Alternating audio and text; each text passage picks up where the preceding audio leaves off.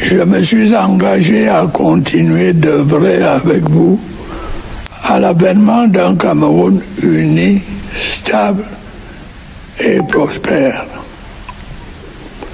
L'atteinte de cet objectif est, à mes yeux, une mission sacrée.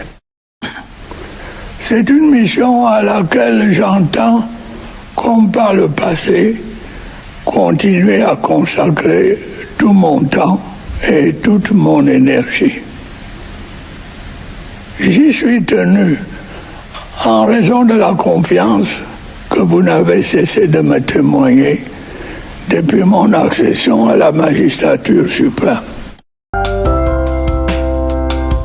Le 31 décembre 2025, Paul Biya s'adresse à la nation dans un contexte exceptionnel, ouverture d'un 8e mandat, tension post-électorale et fragilité économique sans précédent. À 92 ans, le président ne se contente pas de présenter ses vœux. Il trace une stratégie de survie pour son régime, confronté à la rupture d'alliance historique et une pression démographique explosive. Dans cette vidéo, nous allons décortiquer ce discours au-delà de formules officielles pour comprendre, premièrement, comment le président renforce sa légitimité malgré son âge et les critiques. Deuxièmement, les non-dits financiers et économiques qui structurent ses décisions. Et troisièmement, les réorientations sécuritaires et politiques destinées à consolider son pouvoir. Restez jusqu'à la fin pour découvrir les 3 stratégies majeures que Paul Biya utilise pour maintenir son régime dans un Cameroun en pleine mutation. Je me suis engagé à continuer d'œuvrer avec vous à l'avènement d'un Cameroun uni, stable et prospère.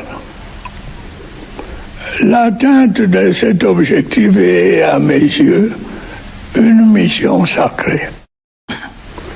C'est une mission à laquelle j'entends, comme par le passé, continuer à consacrer tout mon temps et toute mon énergie.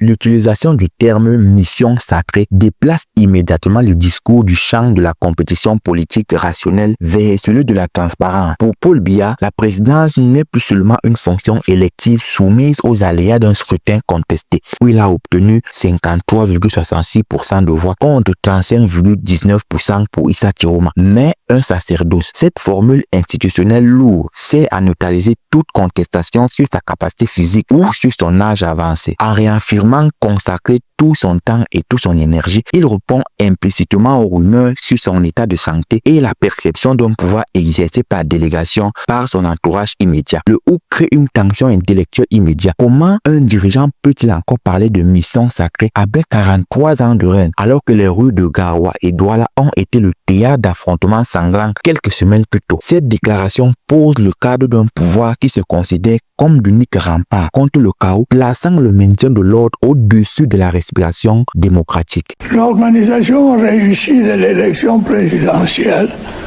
comme celle des régionales, confirme que la démocratie s'est véritablement enracinée dans notre pays. Malgré les soubresauts qui ont suivi l'élection présidentielle, du fait de certains leaders politiques irresponsables, l'immense majorité de nos compatriotes a fait preuve d'une grande maturité. Paul Biya procède ici à une délégitimation systématique de l'opposition en utilisant le vocabulaire de la psychiatrie politique. Les manifestations massives qui ont suivi la proclamation des résultats ne sont que des soubresauts et des leaders qui revendiquent la victoire, comme Issa Chiroma, sont qualifiés d'irresponsables. Cette rhétorique vise à isoler les contestations en les présentant comme une minorité déviante face à une immense majorité mature, c'est-à-dire silencieuse. L'analyse des faits montre pourtant une réalité bien plus nuancée. Premièrement, résultat contesté. Paul Biya est proclamé vainqueur avec 53,66%, mais l'opposition affirme disposer des procès-verbaux lui donnant victoire, notamment dans des régions septentrionales qui représentent 40% de l'électorat. Deuxièmement, rupture du consensus. Pour la première fois, le socle granitier du Nord s'est fissuré. Le départ de Issa Chiroma du gouvernement pour rejoindre l'opposition a transformé ce bastion en foyer de contestation. Troisièmement, le bilan humain. Le discours occulte totalement les 20 morts officiels, plus de 1200 arrestations signalées par le ministre de l'administration territoriale Paul Atangandji. J'ai par ailleurs instruit la reprise de la société Eneo ce qui constitue une étape décisive dans la restauration de notre souveraineté énergétique et la maîtrise de la réforme d'un secteur névralgique qui nécessite d'importants investissements.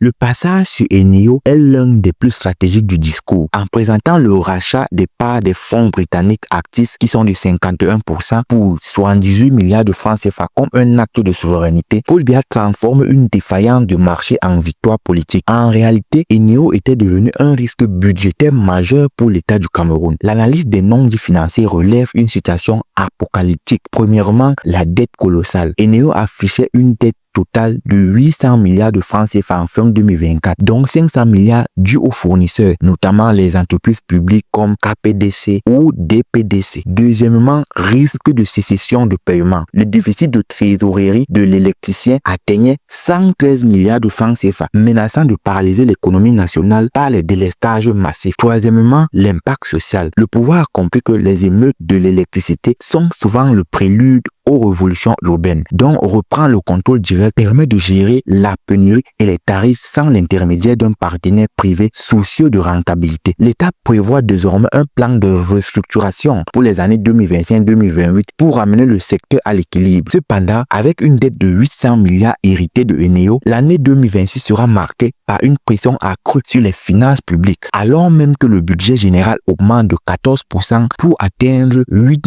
816 milliards de francs CFA. Je n'ai cessé et ne cesserai de vous mettre en garde contre ces marchands d'illusions. Pour ma part, depuis mon accession à la magistrature suprême, j'ai fait le choix de vous dire la vérité. D'ores et déjà, une provision de 50 milliards de francs CFA a été constituée dans le budget de l'État pour l'exercice 2026. Elle est dédiée au financement des premières tranches de projets initiés par les jeunes.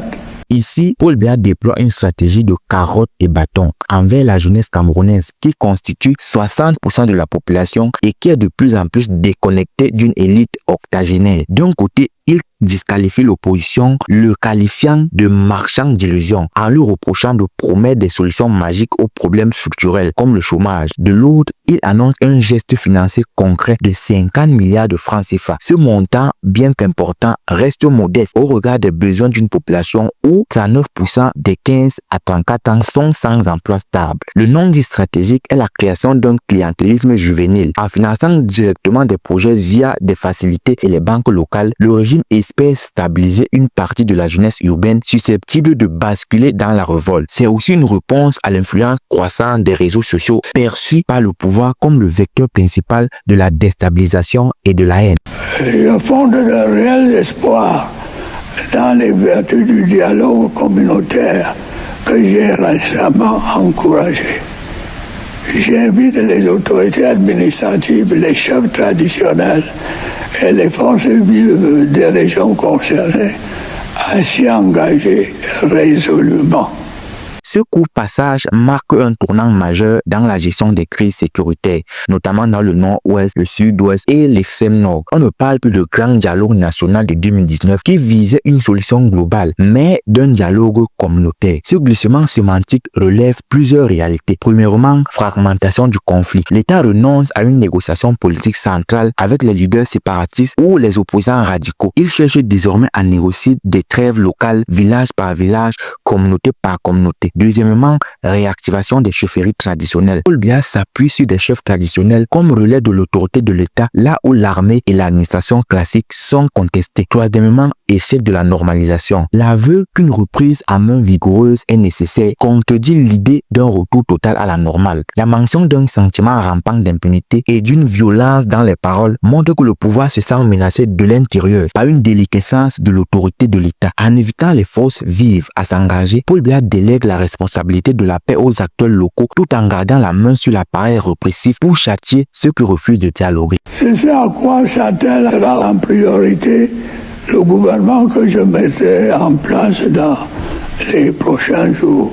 Cette phrase est sans doute la plus attendue par la classe politique camerounaise. Elle agit comme un couperet. En annonçant un remaniement imminent, Paul Biya place l'ensemble de son appareil gouvernemental sous haute tension. L'enjeu politique est réel et double. Premièrement, la sanction des tiers. Le scrutin du 12 octobre a relevé des zones de faiblesse inattendues pour le parti au pouvoir RDPC. Le remaniement servira à écarter ceux qui n'ont pas su tenir leur base électorale, notamment dans le Nord. Deuxièmement, le renouvellement de façade. En parlant de concilier jeunesse et expérience, le président prépare l'opinion à l'entrée de figures plus jeunes dans le gouvernement, tout en maintenant les piliers sécuritaires et financiers du régime. Ce futur gouvernement aura pour mission de gérer l'après-élection dans un contexte où l'opposition, bien que fragilisée par les arrestations, reste mobilisée par les opérations de ville morte. C'est une stratégie de redéploiement tactique pour un septennat qui s'annonce comme celui de tous les dangers. La lecture globale du discours du 31 décembre 2025 confirme la mise en place d'une stratégie de résilience autoritaire. Loin de l'image d'un président affaibli par l'âge, Paul Biya projette celle d'un monarque républicain qui a repris la main sur les leviers critiques, les finances publiques via le budget 2026 à la hausse, les secteurs stratégiques comme Eneo et l'appareil répressif. Le discours confirme que le régime ne fera aucune concession politique majeure à l'opposition. La victoire est considérée comme acquise et irréversible. Il prépare cependant une transition structurelle vers un modèle économique plus souverainiste, dicté par la nécessité de réduire les risques de révolte sociale liés aux services de base, comme de l'eau, l'électricité et les routes. La stratégie de Paul Biya repose sur 3 piliers immuables. Premièrement, l'occupation du temps. En parlant de missions sacrées et de projets à l'avenir, il évacue toute idée de succession immédiate, gelant ainsi les ambitions au sein de son propre camp. Deuxièmement, la gestion par la fragmentation. Que ce soit dans le dialogue communautaire ou par le ciblage spécifique des jeunes entrepreneurs, le pouvoir cherche à diviser pour régner, évitant la formation d'un front commun d'opposition. Troisièmement, l'externalisation de la faute. Les échecs sont systématiquement attribués au contexte international ou à la haine des opposants, tandis que les succès comme les barrages, rachats d'entreprises sont portés au crédit de la clairvoyance présidentielle. Le message final, le meilleur reste à venir, sonne comme une promesse paradoxale pour un pays qui entame la 44e année sous le règne de Paul Biya. Mais pour Paul Biya, le meilleur est sans doute la garantie que le système qu'il a bâti lui survivra, verrouillé par une élite dont la survie est intrinsèquement liée à la sienne. 2026 ne sera pas l'année de l'ouverture, mais celle de la consolidation d'un pouvoir qui refuse de s'éteindre. L'année 2026 marquera donc le véritable test de résistance pour ce 8e mandat. Si la parole présidentielle se veut rassurante et ferme, les indicateurs structurels comme endettement massif, déconnexion démographique et tensions régionales suggèrent que le Cameroun navigue désormais en eau inconnue, où la rhétorique de la stabilité pourrait se heurter à la finitude du modèle de gouvernance biaïste.